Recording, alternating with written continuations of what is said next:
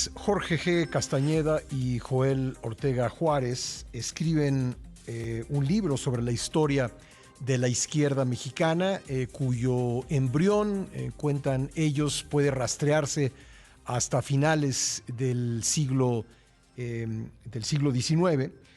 Y ellos en concreto hablan, y así se titula el libro, de dos izquierdas mexicanas, una que se formó en el seno de la Revolución Mexicana y otra izquierda a la que llaman independiente. Vamos a platicar con ambos. Desde luego, Jorge Castañeda es exsecretario de Relaciones Exteriores, profesor de Política y Estudios sobre América Latina de la Universidad de Nueva York, es un hombre al que frecuentemente entrevistamos aquí en el programa.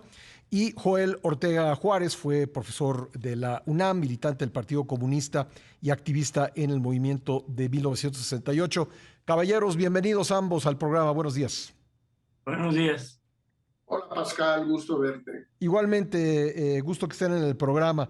Bueno, ustedes dicen en su libro Las dos izquierdas, lo que nunca se contó sobre la izquierda mexicana, que hubo, después de su fundación, de la fundación de estas dos izquierdas, hubo un periodo muy importante de convergencia que fue el cardenismo, pero que una vez que terminó el sexenio de Lázaro Cárdenas y que el presidente Cárdenas pues optó por un sucesor que no era, digamos, de su afinidad ideológica, pues ahí empezó para la izquierda independiente una especie de periodo en el desierto que no se terminaría sino hasta 2018, cuando llegó Andrés Manuel López Obrador al poder. ¿Sería un resumen apretado, Jorge Castañeda, del libro que ustedes han publicado? Pues por lo menos de esa parte, Pascal, creo que lo has sintetizado muy bien. Y en efecto usamos el término, creo, de travesía del desierto, porque a partir de 1940, lo que había de izquierda independiente cercana al gobierno del general Cárdenas y lo que había de izquierda de la Revolución Mexicana dentro del gobierno de Cárdenas, con gente como Silva Herzog, abuelo, por llamarlo de alguna manera, Narciso Bassols, Ignacio Villaseñor, un poco más tarde, muchos más, y por supuesto Vicente Lombardo Toledano, como fundador y jefe de la CTM. A partir del 40 y hasta el 2018, ambas izquierdas de alguna manera quedan expulsadas del paraíso. Mucho más la izquierda independiente, que será en los años 40 y sobre todo bajo Alemán, expulsada de los sindicatos, los famosos charrazos, la declaración de ilegalidad del Partido Comunista Mexicano, pero también la marginación de toda la izquierda de la Revolución Mexicana en los sexenios de Alemán, de Ruiz Cortines. Hay un cierto regreso con López Mateos y de nuevo, desde luego, la expulsión durante el Díaz Ordazismo. Entonces, en efecto, es una larga travesía del desierto para ambas izquierdas, pero para la izquierda de la Revolución Mexicana, digamos, es un exilio dorado en embajadas, en medios, en editoriales, etcétera, mientras que para la izquierda independiente es la cárcel. Valentín Campa, Demetrio Vallejo, Siqueiros, etcétera, etcétera, y los asesinatos, Jaramillo y los demás.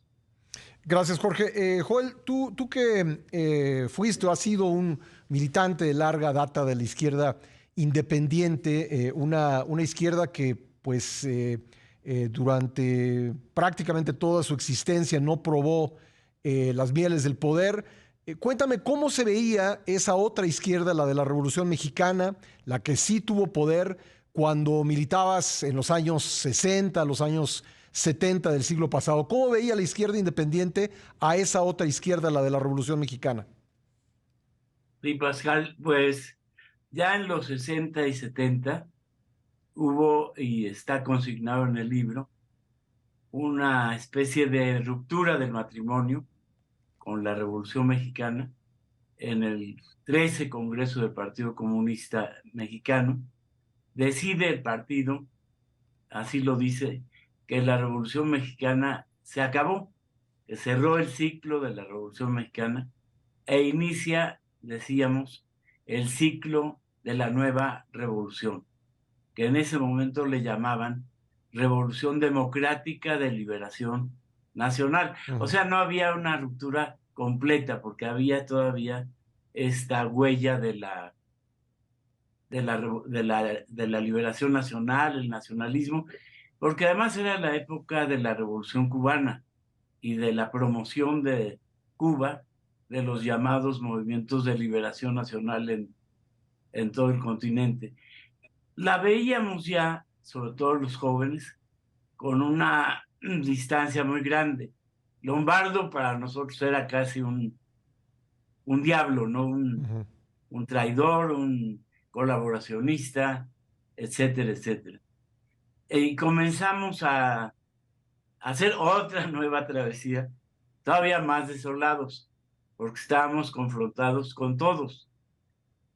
El PPS no nos quería, Lombardo no nos quería, los soviéticos, su hombre era Lombardo, los cubanos nos veían como parientes indeseados, los guerrilleros como reformistas y culeros, y los intelectuales, con cierta razón, como gente de pocas luces, estaban en otros ámbitos, muchos en la ideología de la Revolución Mexicana. Pues era la época de Carlos Tello, de el maestro de la Peña, es la época en que florece esa izquierda intelectual independiente. Arnaldo Córdoba, padre de Lorenzo Córdoba, Fuentes, que bandeaba entre la izquierda de la Revolución Mexicana y la independiente. Y con Echeverría llegamos a un punto crítico porque, bueno, hay un momento antes.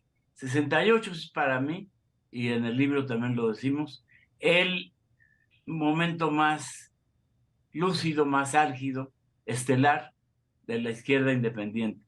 Ahí toda la izquierda de todo tipo, incluido Fuentes, bueno, incluido el rector Barrosierra, que procedía del régimen, había sido secretario de Comunicaciones y Transportes, estaban juntas todas, director de ICA, y muchos personajes, Félix Barra, que después fue secretario de la Reforma Agraria con Echeverría, muchos personajes, hasta personas que hoy estarían más inclinados hacia la oposición de López Obrador, como el viejo, el dinosaurio mayor, que fue secretario de la Reforma Agraria y decano del Senado, de la Cámara de Diputados. En fin, había una distancia, un divorcio enorme entre nosotros y la izquierda de la Revolución Mexicana.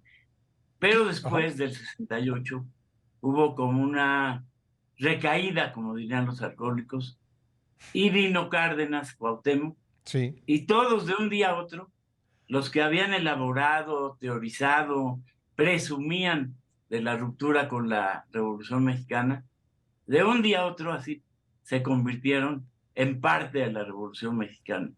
Yo recuerdo mucho cuando se estaba construyendo el PRD, Gili dijo: queremos construir el cuarto partido de la Revolución Mexicana. Lo dijo con todas sus letras.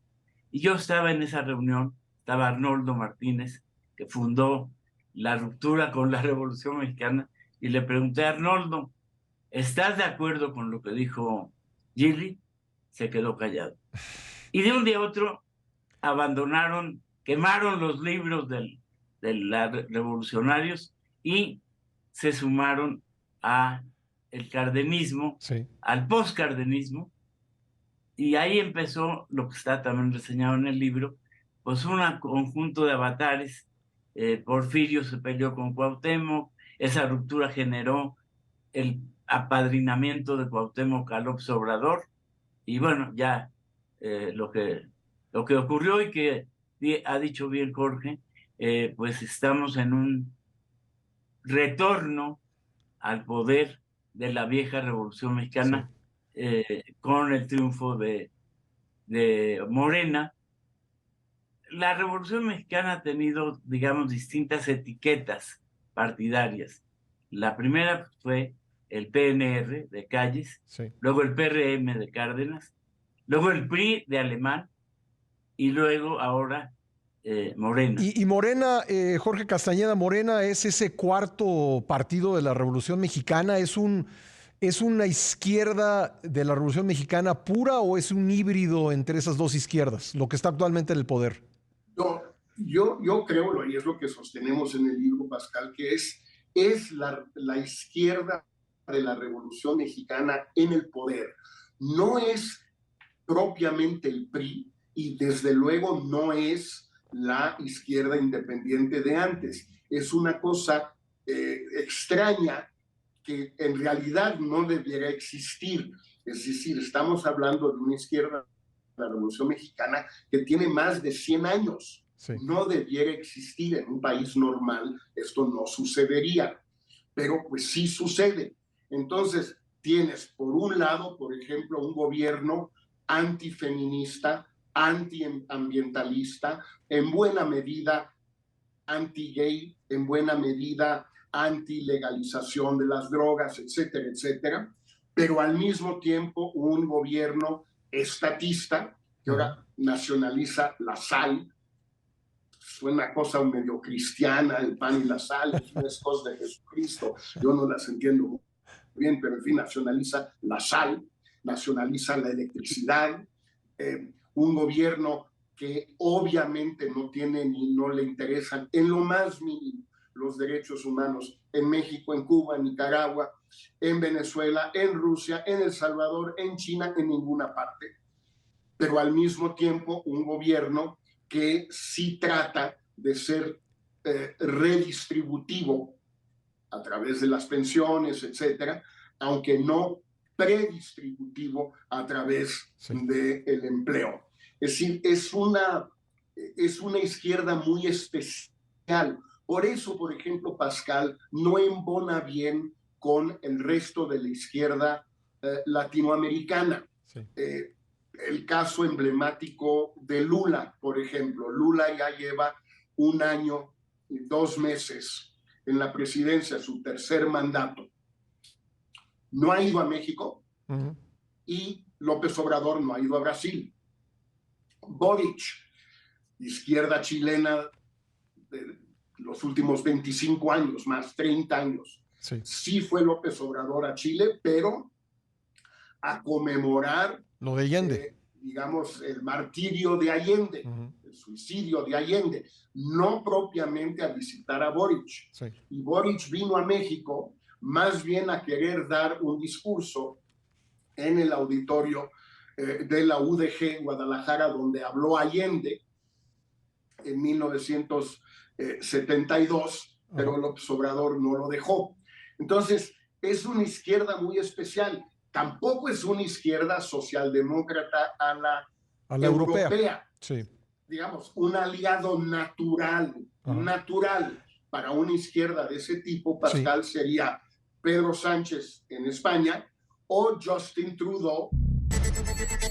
Estamos conversando con Jorge Castañeda y Joel Ortega Juárez sobre su libro Las dos izquierdas, lo que nunca se contó sobre la izquierda mexicana, y les planteaba antes de la pausa que me gustaría su opinión sobre si este partido, este movimiento que está en el poder, pues puede llamarse de izquierda desde un punto de vista clásico. A ver, Joel, ¿se pueden encontrar en el pensamiento de este movimiento, pues se pueden encontrar en sus raíces a Marx, a Proudhon, a Bakunin o a algunos pensadores de la Revolución Mexicana, digamos de esa izquierda surgida de la Revolución Mexicana? ¿Es izquierda lo que está actualmente en el poder?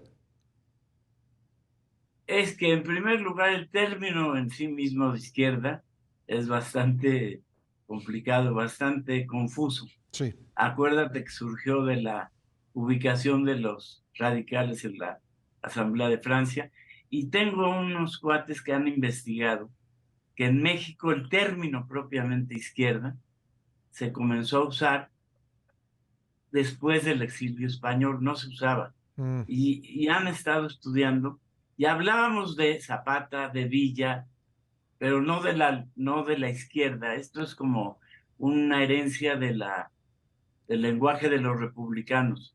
O en el siglo pasado se hablaba, antepasado, de liberales y conservadores. Sí. Pero en términos, Pascal, de la izquierda, digamos, precursora de lo que en el libro llamamos, Jorge y yo, la prehistoria de la izquierda, pues no tiene nada que ver con Roda Canati, con los pensadores anarquistas, ni siquiera con Lenin, absolutamente con nada. Pero no se trata de lo que Jorge o yo pensemos.